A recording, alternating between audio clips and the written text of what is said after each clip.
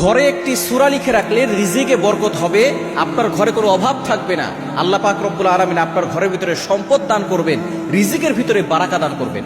অনেকে আমাদের কাছে ফোন দিয়ে বলেন, হুজুর আমার ঘরে কোনো বরকত নাই। আপনি একটি সূরা আপনার ঘরের ভিতরে লিখে রাখবেন এবং সেটা পড়বেন, দেখবেন আল্লাহ তাআলা আপনার ঘরের ভিতরে সকল অভাব দূর করে দিয়ে সম্পদ দান করবেন। এটা বাইহাকী শরীফের হাদিস, শুআবুল ঈমানিল বাইহাকীর 2498 নম্বর হাদিসের ভিতরে রয়েছে।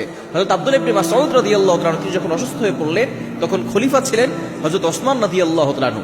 ওসমান রাদিয়াল্লাহু তাআলা তিনি আব্দুল্লাহ ইবনে মাসউদ রাদিয়াল্লাহু তাআলাকে দেখতে গেলেন।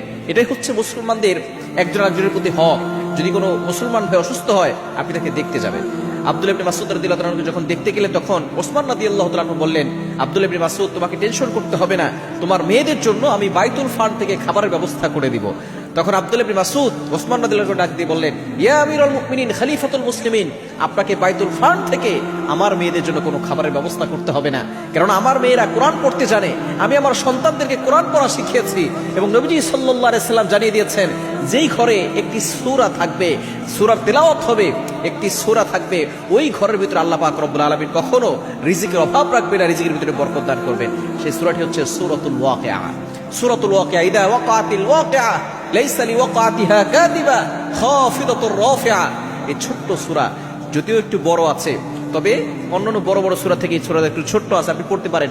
মাত্র 2.5 থেকে 3 পৃষ্ঠার মতো একটি সূরা। এই সূরাটা যদি আপনি পড়তে পারেন, দেখবেন আল্লাহ তাআলা আপনার ঘরের ভিতরে রিজিকের বরকত দান করবেন। শুধু তাই নয়, যদি আপনি এটা লিখে রাখতে পারেন, লিখে রাখার মূল উদ্দেশ্য হচ্ছে আপনি বারবার এটা দেখবেন আর পড়বেন। যদি এই সূরাটা মুখস্থ করে প্রতি রাতে আপনি একবার পড়তে পারেন, দেখবেন রিজিকের জন্য আপনাকে কোথাও হাত পাততে হবে না, একটা কাঁচা মরিচের জন্য আপনাকে হাত পাততে হবে না। আল্লাহ তাআলা রিজিকের ব্যবস্থা করে দিবেন, রিজিকের ভিতরে আল্লাহ তাআলা বারাকা দান করে দিবেন।